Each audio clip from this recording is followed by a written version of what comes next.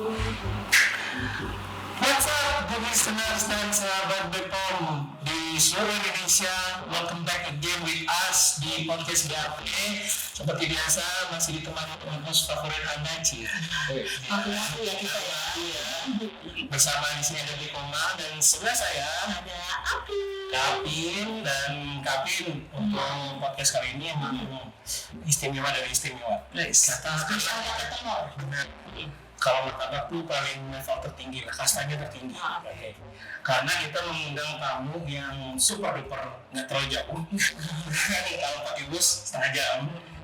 Ya kita sambut ada Pak Regi SHLM yang saat ini menjabat sebagai Kepala Biro Hukum dan Organisasi Badan Pengawas Obat dan Makanan Republik Indonesia. Begitu tangan dulu ya. Berapa di sana?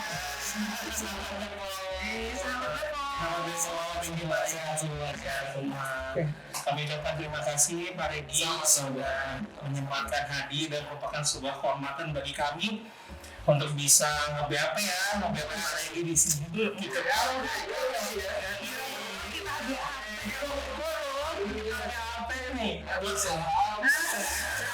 Kita biar penasaran nih, salah apa? Benar. Kalau hukor ini sebenarnya mau pantun dulu boleh nggak? Boleh. Spesial. Mendadak dipikir dulu. Ini barusan terpikir aja tiba-tiba. Oke. Jalan-jalan pagi. Ayo kita jalan pagi. Cakep.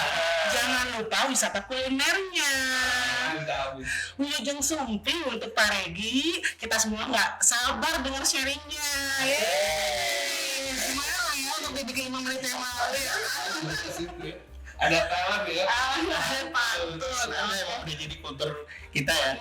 Pembukaan dan penutupan itu selalu diisi dengan pantun. Biar apa? Biar dibilang cakep. Cakep, hanya untuk bilang cakep.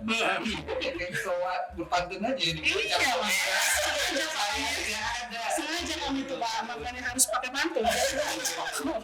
Tapi anyway, sebelum kita bakal jauh bahas terkait apa yang menjadi topik utama podcast kali ini, rasanya kita patut untuk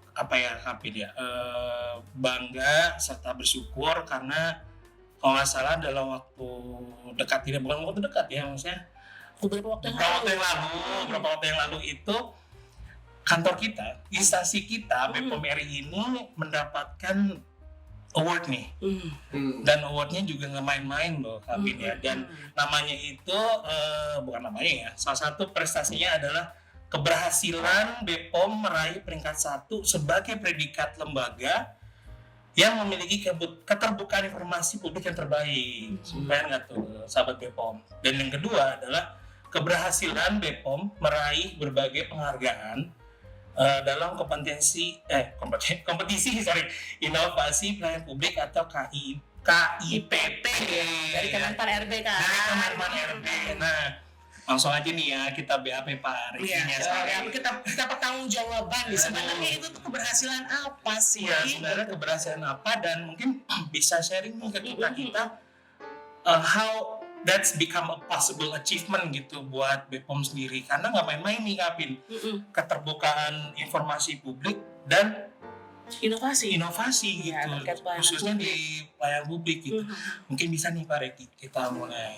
Iya, baik. Makasih udah di BAP. Kali ini loh Pak, di rumah orang di Iya. Apalagi dengan dua tokoh yang dueto. Yang satu kayak reserse, yang satu kayak pengawas obat dan makanan. Asik, mantap. Betul. Gimana Pak? Jadi sebetulnya menariknya beauty-nya kita kerja di Badan POM itu semua penuh semangat ya untuk menunjukkan kinerjanya gitu kan. Dan penghargaan ini di minggu penghargaan nih. Ya. Hari Senin kita mendapatkan indeks reformasi hukum nilai 100 begitu ya. Kategori AA istimewa. Selasanya kita dapat anugerah keterbukaan informasi publik peringkat pertama ya untuk kategori lembaga pemerintahan non kementerian. Dan kemarin terakhir itu meritokrasi ya dari BKN begitu ya. Peringkat 1 juga. Jadi emang minggu ini minggu prestasi. Sama kayak anak-anak bagi rapor, instansi juga bagi rapor ya Pak ya. Berarti sebelumnya juga banyak kita dapatkan kan ya gitu ya. termasuk nilai RB kita yang peringkat 2 nasional ya. Nah, terkait keterbukaan informasi publik ya, ini adalah kegiatan monitoring dan evaluasi yang dilakukan oleh Komisi Informasi Pusat setiap tahun ya, terhadap seluruh badan publik ya, dan Badan POM ini sudah sejak tahun 2020 ya, itu masuk kategori informatif ya, artinya keren banget gitu ya, kasta tertinggi di dalam pemeringkatan itu gitu ya. Dan 2 tahun terakhir, artinya tahun ini dan tahun kemarin, itu Badan POM peringkatnya peringkat pertama. Nah, tentu ini sesuatu yang patut kita syukuri ya, kita apresiasi, tetapi sesungguhnya penghargaan itu kan adalah sebuah pengakuan saja.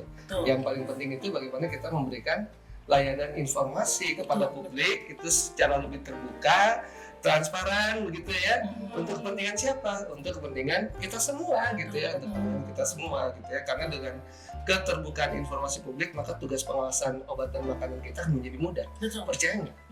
Kalau misalnya masyarakat itu lebih memahami terkait dengan apa yang kita sampaikan, misalnya public warning, produk-produk yang tidak memenuhi syarat, produk-produk yang tidak memiliki izin edar, mereka akan menjaga dirinya sendiri gitu kan. Jadi kan kita punya pengawasan sispol, peran masyarakat, peran pelaku usaha, peran pemerintah, peran akademisi, dan juga media ya. Kalau semakin kita terbuka, maka masyarakat semakin sadar, itu tentu pengawasan obat dan makanan itu akan lebih optimal ya. Regulasi kita expose, kemudian kita expose, tata cara proses prosedur itu kita expose, pelaku usaha semakin mudah ya, dan tentu akan meningkatkan perekonomian, di samping mereka juga akan menjaga kualitas produk. Pokoknya keterbukaan informasi publik itu bukan lagi menjadi sebuah kewajiban, tetapi kebutuhan kita gitu ya. Nah, maka itu yang menjadi salah satu roh gitu barangkali ya, dari semua teman-teman di Badan POM ya, sehingga kita dapat penghargaan atas kristalisasi usaha yang kita lakukan. 2 tahun berturut-turut ya Pak ya? Peringkat pertama 2 tahun berturut-turut, tapi informatifnya itu sejak tahun 2020. Sejak 2020. Udah lama juga ya, lama banget ya. Jadi memang semua juga berproses ya Pak ya, betul. Meningkatkan kepercayaan masyarakat juga ya, kan itu juga harus dibangun Pak engagementnya ya. Yang tadinya dulunya mungkin takut, BPOM itu seperti apa image-nya. Nah kalau saya lihat sih perlahan sekarang sudah mulai saling sinergi lah, itu kan yang kita harus kejar ya Pak, sinergi dan kolaborasi. Betul banget. Semua untuk sahabat BPOM. Nah, untuk sahabat BPOM. Itu untuk penilaiannya itu tidak hanya pada level pusat kan Pak ya? Di UPT apakah dinilai juga untuk mendapatkan penilaian tersebut gitu? Ya, jadi sesungguhnya kalau dari Komisi Informasi Pusat itu mereka mengadakan di level nasional. Nah, tetapi dalam rangka meningkatkan keterbukaan informasi yang lebih optimal lagi, kita secara mandiri di Badan POM itu melaksanakan monitoring evaluasi keterbukaan informasi publik internal BPOM ya, terhadap seluruh unit kerja yang ada di Badan POM. Bukan kewajiban, tetapi kita laksanakan. Tujuannya apa? Supaya keterbukaan informasi publik itu nggak cuma ada di pusat, tetapi juga ada di seluruh unit kerja kita, termasuk di UPT kita, sehingga masyarakat ini akan lebih mudah mengakses informasi gitu. Jadi kita yang pertama melaksanakan monef internal untuk kategori lembaga pemerintahan dan kementerian. Kalau di kementerian ada Kementerian Keuangan sudah lakukan itu. Wow. Makanya bisa juara 1 beli, ya kan? Karena memang berproses, dan memang sebenarnya kan kalau dilihat BPOM itu kan seluruh Indonesia ya Pak. Nah muka-mukanya BPOM itu kan sebenarnya ada di setiap UPT. Iya, jadi semuanya harus. Nah betul, semuanya harus bergerak bersama-sama, nggak bisa cuma di pusat doang ya Pak ya, walaupun yang dinilai nanti kalau dalam hal ini pusat ya Pak ya. Pusat dinilai, yang UPT itu juga kita nilai internal, tapi Komisi Informasi di daerah itu juga ada ya, dan mereka juga beberapa komisi informasi daerah mengadakan juga penilaian, dan beberapa UPT kita itu juga mendapatkan penghargaan dari komisi informasi yang ada di daerah masing-masing. Betul. Sama manusia informasi. Jadi kita setidaknya kan harus semua berkontribusi ya Pak. Betul. Jadi kita semua harus informatif. Kayak kita di sini nggak podcast. Ini salah satu bentuk informasi benar. Jadi tahu gitu ya. Anyway, kalau misalnya ketika kita bicara soal informasi, keterbukaan informasi, mungkin sahabat Bepom banyak yang belum tahu nih gitu. Kira-kira informasi apa aja sih yang disuguhin gitu ketika misalnya ada masyarakat dengan berbagai lapisan, apakah dia mahasiswa atau pelaku usaha, kira-kira apa sih Pak yang bisa diberikan gitu loh? Informasi apa aja gitu yang bisa diberikan ke masyarakat gitu Pak dari Bepom sendiri gitu. Jadi informasi yang diberikan itu sudah diatur tuh di Undang-Undang 14 ya tentang informasi publik gitu ya. Jadi ada informasi yang secara berkala itu harus ada. Jadi setiap itu harus ada tuh gitu kan. Apa misalnya contohnya profile gitu ya, atau pengadaan barang dan jasa begitu ya, itu sesuatu yang harus ada gitu kan. Ada juga yang serta merta nih gitu kan, setiap ada kasus, setiap ada kejadian begitu ya. Nah itu harus kita sampaikan kepada masyarakat. Makanya kita sering mengadakan kegiatan public warning misalnya ya, ada produk-produk yang memang perlu disampaikan kepada masyarakat bahwa itu berbahaya misalnya gitu ya. Dan ada yang harus tersedia setiap saat gitu ya. Jadi ada 3 kategori gitu ya. Dan yang tersedia setiap saat itu di PAUNAS, tadi saya koreksi, profil itu yang tersedia setiap saat gitu ya. Profil pimpinan, LHKPN, laporan harta kekayaan. Jadi kita tahu ya, masyarakat tahu berapa sih duitnya itu sih kepala biro gitu. Bisa kita lihat ya.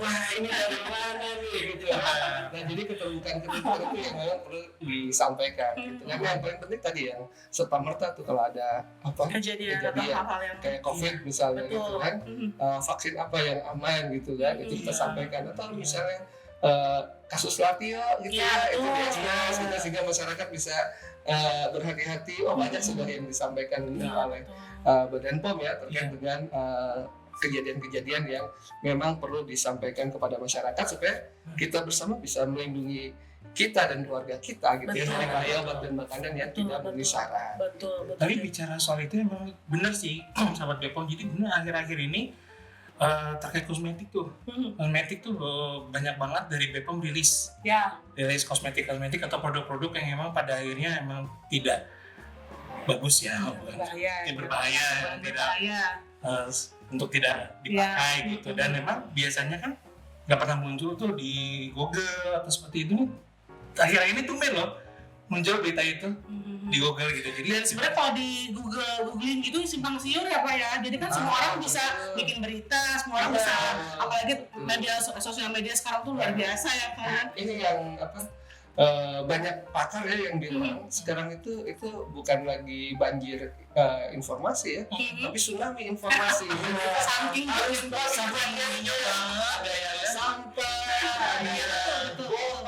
gitu ada yang fitnah segala macam. Makanya buat sahabat Bepom pastikan bukan kata orang lain, pastikan kata Bepom.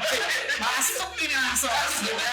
Mantap ini memang ya, kita pastikan kata orang yang tepat. Pastikan kata Bepom aja. Jadi betul, jangan percaya kata orang lain kalau terkait keamanan obat dan makanan. Jangan lupa pastikan kata Bepom. Akses lah ya, berbagai kanal informasi Bepom, website, gitu kan, atau media sosial gitu ya. Jadi buat sahabat Bepom jangan terlalu banyak nonton short ya. Nah, iya benar, karena short itu kan pendek ya. Informasinya tuh kadang nggak mungkin, kalau dibilang benar nggak benar saya nggak tahu. Cuman jadi kayak tidak, karena informasinya setengah-setengah bisa menimbulkan persepsi yang salah gitu kan. Bisa jadi memang salah informasinya gitu. Short itu sebenarnya benar sih, cuma terkadang banyak yang belum optimal nih makanya. Iya, jadi suka informasinya sepotong, sepotong reaktif, makanya jangan percaya kata siapa-siapa tentang obat makanan. Tapi percaya siapa nggak? Pastikan kata Bepom. Luar biasa. Kita applause dulu ya. Keren. Terbukaan itu jadi Aku punya pertanyaan lanjutan nih Pak. Kalau tadi kita ke prestasi Bepom nih, sekarang saya mau tahu tentang sebenarnya ekosistem kerja di BPOM itu seperti apa sih gitu. Karena kan tadi kalau kata Bapak bilang kan berproses nih. Dari 2020 kita berkembang sampai di 2023, 2024 kita dapat prestasi yang luar biasa, betul. Nah sebenarnya ekosistem kerja yang coba dibangun sama BPOM itu seperti apa sih untuk mendukung pelayanan publik yang prima, untuk mendukung inovasi yang berkelanjutan gitu. Karena sekarang lagi ramai nih Pak, lingkungan kerja yang toksik katanya. Nah seperti itu. Sebenarnya kalau di BPOM sendiri kalau boleh tahu nih, menurut kacamata kalau hukum dan organisasi gitu, ekosistem kerja yang dibangun di BPOM tuh seperti apa sih gitu, Pak? Nah ini juga hal yang menarik ya. Jadi sahabat BPOM, ini bukan apa-apa nih, sebagai background informasi saja.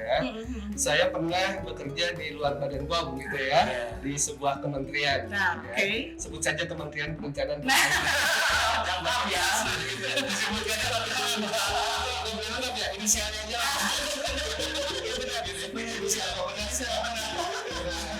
Jadi saya bisa membandingkan gitu kan, bagaimana kondisi kerja di Bappenas dan kondisi kerja di BPOM gitu ya. Nah kalau terkait dengan ekosistem tadi, ini BPOM ini sebuah ekosistem yang luar biasa gitu ya, karena seluruh suprasistemnya itu mendukung begitu ya, dari mulai komitmen pimpinan gitu ya, kemudian juga kebutuhan dukungannya, apakah itu sarpras, anggaran dan lain sebagainya gitu ya.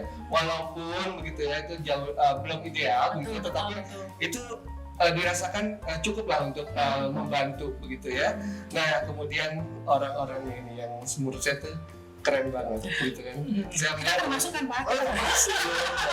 Jadi saya melihat teman-teman Badan POM, teman-teman yang ini ya, sebagai pengamatan orang yang baru bergabung 4 tahun di Badan POM gitu ya, orang-orang yang tulus, ikhlas memberikan layanan kepada masyarakat, walaupun gosip terbahan gitu kan, itu ada, tetapi mereka tetap orang-orang yang tangguh dan luar biasa gitu. Jadi di dalam ekosistemnya Badan POM ya, itu suprasistemnya itu sangat mendukung dari pimpinan, sarpras, termasuk orang-orangnya yang keren-keren banget. Integritasnya itu saya lihat itu bisa diakui lah begitu ya. Saya melihat sendiri gitu. Saya mengamati, saya sendiri mencermati sendiri, ini teman-teman yang memang tulus memberikan layanan gitu ya.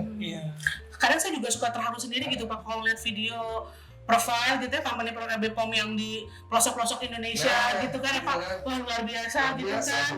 Bersyukurlah kami ini yang bisa bertugas di di kota gitu ya, kota besar, di pusat, dia mengakses kemana-mana, mungkin kendalanya hanya jauh waktu gitu. Tapi kalau yang di pedalaman Indonesia kan luar biasa tuh Pak ya kan. Tapi saya pikir semua juga punya tanggung jawab yang besar. Betul. Karena apa?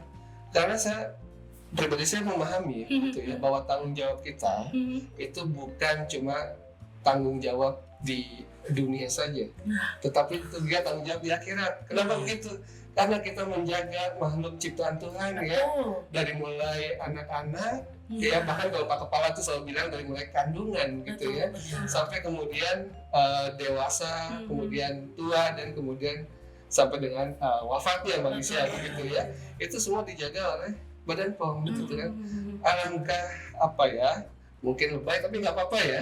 Ya, jadi menurut saya alangkah naifnya begitu ya, bila kita itu quote and quote nakal gitu ya, dan mencederai makhluk ciptaan Tuhan gitu ya. Tanggung jawabnya gede banget gitu ya, tanggung jawabnya gede banget. Nah itu yang saya salut gitu ya sama teman-teman Badan POM yang bekerja tuh tanpa pamrih begitu ya. Ya luar biasa teman-teman semua seluruh Indonesia. Halo, salam dari Bandung. Barangkali kalau misalnya mau nanya boleh ya. Boleh nih kalau sahabat-sahabat BPOM kan kita juga live juga nih. Kalau misalnya mau yang ingin disampaikan ke kita, silakan aja di chat gitu. Iya, boleh. Ada belum sih? Saya baru bergabung, sepertinya belum ada. Nanti kita bisa wrap di akhir ya. Nanti saya manjat ke atas. Kalau memang luar biasa Pak, kalau saya sendiri gitu ya, karena kebetulan saya juga di bagian Infocom pelayanan publik, jadi melihat memang berinteraksi langsung dengan masyarakat, memang seperti ada apa ya, dorongan tersendiri gitu ya. Jadi kalau misalnya kita sedang ke sekolah, sedang edukasi tentang pangan jajanan aman, saya ingat anak-anak saya melihat ke pasar, saya juga kan belanja ke pasar gitu. Jadi memang karena betul kata Bapak, dari mulai lahir, dari kandungan sampai meninggal berkaitan dengan obat dan makanan gitu. Jadi kalau kita nggak melaksanakan tugas dengan benar, ya sebenarnya itu yang mencederai makhluk hidup yang lain ya, makhluk sesama makhluk yang lain gitu. Itu kayak koin ya, kalau kita nakal itu dosanya luar biasa gitu. Tapi kalau kita ikhlas itu pahala yang luar biasa. Luar biasa. Pas banget di hari Jumat ya sama Nohani. Kita sampai apa? Bapaknya sudah kita kan lagi kalau di aku ya istilahnya bucket ya, mau ngomong keterangan tapi kita dapat ceramah. Iya, jamaah gitu ya Pak. Dia kan cuma jamaah. Punya nyusahan doang. Tapi kalau bicara soal tantangan ya, tantangan karena kita nggak bisa menutup sebelah mata atau menutup mata kita dua-duanya. Kayaknya komentar netizen nih, ya kita nggak boleh menutup mata juga kan. Komentar netizen kan kadang-kadang ada yang bijak, ada yang sampai ekstrimnya mungkin menghujat lah gitu ya. Nah kalau dari mungkin kebetulan nih kan Kak Apin kan Infocom nih kan, bagaimana sih kita misalnya ketika ada netizen kita atau konsumen kita atau pelanggan kita lah ya, sebut aja seperti itu, yang pada akhirnya julid gitu, nggak puas gitu sama BPOM gitu atau informasi yang sudah diberikan gitu. Gimana kalau menurut Kapin? Nah kan bisa challenge kan, apalagi di era sekarang tuh everyone can be a critic gitu. Semua orang bisa dapat kritik dan semua orang itu rasanya nggak perlu dia, maaf ya, bukannya judging atau gimana ya, karena semua orang itu seakan-akan dengan media sosial sekarang kan rasanya udah bisa, ketika dia bisa komen dia ahli gitu, quote-unquote ya ahli gitu. Nah itu gimana sih gitu, pernah nggak sih dalam melakukan suatu pelayanan publik misalnya gitu Kapin merah dapat julitan dari netizen? Bukan lagi. Kalau paling sering di media sosial ya, karena memang seperti itu tadi kan, bisa komentar tuh bisa dilontarkan bukan tidak bertanggung jawab ya, dengan sangat mudahnya, dan setelah melempar sudah habis. Bahkan mungkin yang melempar komentar yang dibilang menghujat tadi itu juga mungkin sudah lupa gitu ya kan, seperti itu ya. Jadi ya memang kalau misalnya selama ini ya kami tanggapi yang memang bisa kami tanggapi. Kalau memang itu perlu dijawab atau perlu dilakukan klarifikasi lebih lanjut bisa kami telepon gitu, tapi yang jelas akan selalu direspon dengan baik gitu, berusaha untuk direspon dengan baik. Karena apa ya, seperti itu tadi, karena kita semua ini pelayan publik kan gitu, dan masyarakat berhak tahu gitu jika memang ada hal-hal yang mereka kritisi, nah kita juga harus dengar gitu ya Pak. Nah kita bisa jawab dengan sebijak mungkin, bahkan kalau misalnya tetap gitu kan, kadang ada tuh yang tapi begini, atau misalnya melaporkan sesuatu yang hal-hal yang misalnya menyudutkan gitu, itu kita bisa klarifikasi, kadang kita telepon seperti itu untuk menjelaskan duduk masalahnya seperti apa gitu. Tapi memang tidak bisa dihindari, jangankan instansi pemerintah gitu kan, sesama manusia aja sekarang di sosial media saling menghujat tuh kan itu tadi ya, karena sangat mudah, jempolnya mudah banget kan gitu. Kalau dari Papa gimana? Saya sih seperti apa dan bagaimana gitu.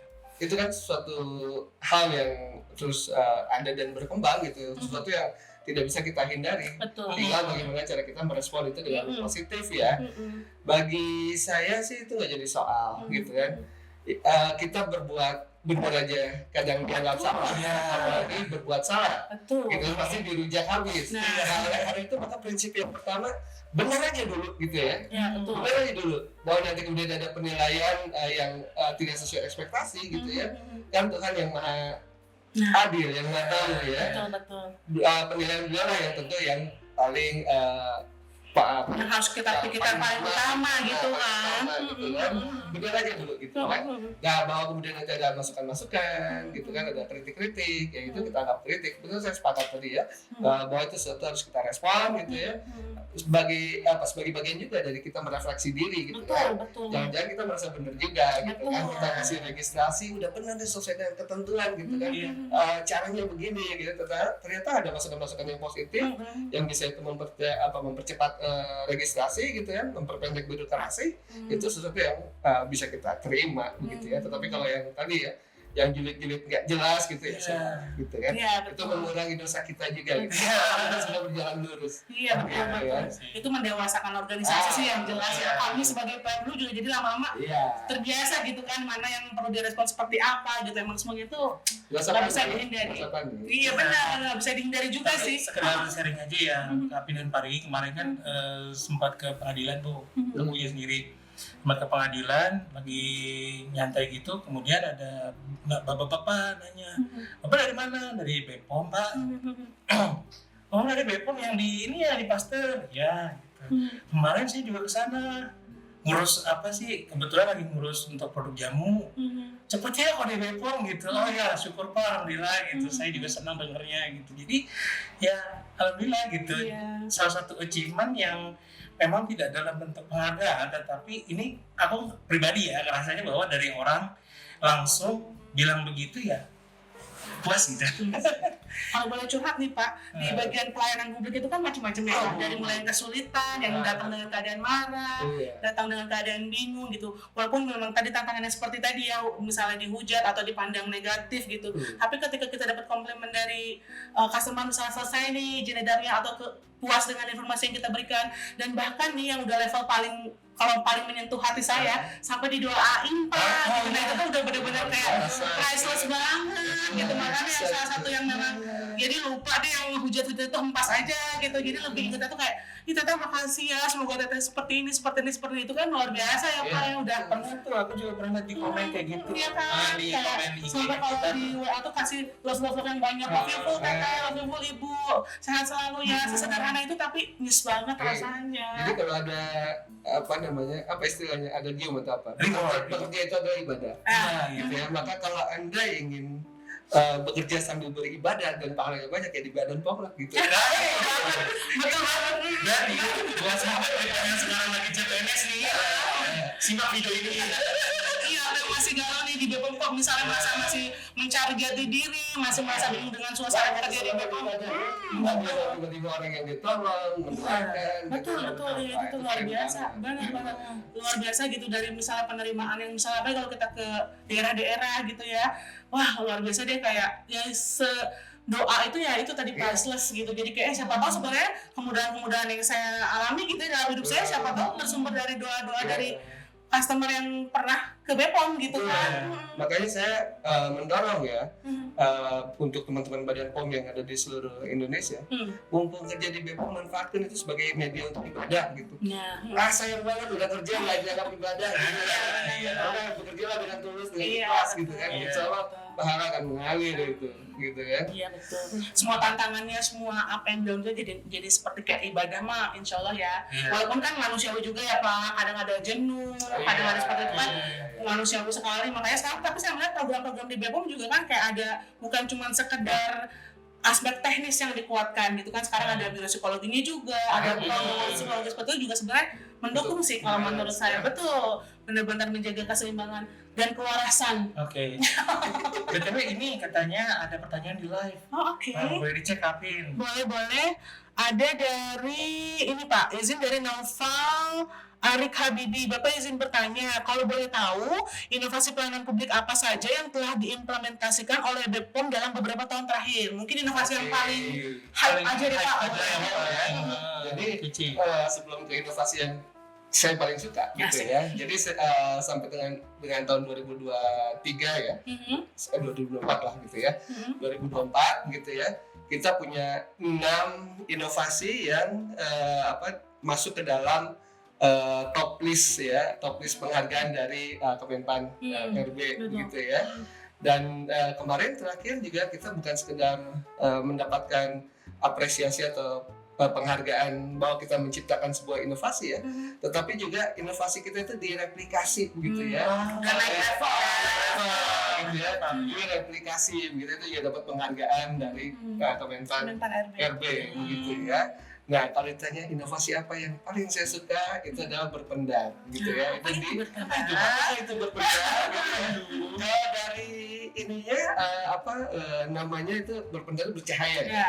Benar kan? Ada memberikan cahaya gitu kan kepada masyarakat. Jadi kolaborasinya itu ada BRIN-nya yang melakukan riset ya, inovasi terkait dengan packaging, pengawatannya mungkin ya. Gitu kan. Kemudian Badan Pom tentu jibadannya ya, kita lakukan percepatan tanpa mengurangi keamanan tentunya ya. Aspeknya tetap gitu kan. Nah, kemudian dari Pemprovnya ya dia menyediakan pendanaan ya, juga kemudian pendampingan terkait dengan marketingnya dan lain sebagainya lah ya oleh dinas terkait di Pemprov Jogja. Ini kolaborasi yang keren banget menurut saya gitu ya. itu baru satu tuh inovasi baru satu.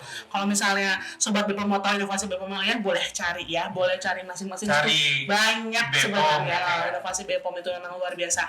Nah kalau ngomongin inovasi Pak, kalau boleh agak pede sedikit gitu ya, kan inovasi itu sebenarnya nggak ada kontribusi juga dari generasi muda mungkin ya, generasi muda di BPOM. Nah sebenarnya apalagi dengan zaman sekarang tuh udah banyak melapisi banyak banget generasi milenial, generasi Z gitu kan, apalagi nanti ada tuh mungkin generasi apa sih istilahnya? Ya sekarang ada lagi kan 2025 apalagi nah jadi sebenarnya kan inovasi-inovasi BPOM ini kan sebenarnya didukung sama generasi muda BPOM, dan kalau saya tahu juga sebenarnya generasi muda di BPOM tuh banyak ya kan Pak. Nah sebenarnya menurut pandangan Bapak nih, gimana peran generasi mudanya BPOM sebagai nanti kedepannya kan sebenarnya kami ini nih garda terdepannya dari pelayanan publik dan inovasinya BPOM. Menurut pandangan Bapak gimana nih sebenarnya kekuatan generasi mudanya BPOM? Tapi masih muda ya? Ya muda lah lumayan. Aku udah masa tua sih. Aku mau muda aja. Kita muda ya Pak ya. Saya juga. Udah semangatnya muda dong. Semangat ya. Nah itu gimana? Gimana Pak ini? Jadi saya nggak tahu detailnya ya komposisi pegawai kita gitu ya, tetapi dari beberapa penjelasan Kepala Biro SDM gitu ya, bahwa komposisi generasi mudanya di kita itu lebih banyak gitu ya ketimbang generasi yang baby boomers atau yang apa tadi yang milenial. Banyak nih. Iya milenial. Itu kan udah mulai berkurang. Secara komposisi itu artinya kita gemuk di bawah, dan itu sebenarnya aset ya, aset untuk Badan POM ke depannya begitu ya. Nah, bagaimana kemudian perannya? Tentu sangat luar biasa perannya gitu ya. Kalau saya membayangkan gitu ya, anak-anak ini anak-anak keren, anak-anak yang cerdas, anak-anak yang sebenarnya punya jiwa inovasi gitu ya. Tetapi mereka perlu diarahkan. Jadi mereka itu adalah anak panah yang bisa melesat dengan kencang, tetapi mereka perlu busur yang mengarahkan. Nah, siapa busurnya? Gitu para kami pimpinan yang harus bisa menjadi teladan, gitu ya, supaya mereka nggak salah arah, gitu ya, yang harus bisa memberikan guidance, ya, dengan tepat, gitu ya, sehingga mereka itu bisa melesat dengan kencang menembus target dan tujuan yang ditetapkan. Goyang-goyang ya. Mereka tegak lurus gitu ya, diarahkan, saya pikir itu akan menjadi kekuatan yang besar buat Badan POM. Terus satu lagi analogi yang main blowing banget ya. Buat kita sendiri. Busur dan anak panah. Kira halo Bapak, ada busur kita. Besok jadi kota juga. Jadi lebih busur, anak panah. Karena percuma ya Pak, misalnya si busur ini kalau nggak terarah nanti malah bisa salah yang salah. Gitu. Luar biasa. BTW baru jadi Nah, jadi benar nanti bisa kita memang jadi memang harus tetap ada kolaborasi kan, karena macam-macam generasi yang ada di BPOM ya kan. Kolaborasi antar generasi. Betul, lintas sektor lintas generasi itu memang PR kita bersama nih.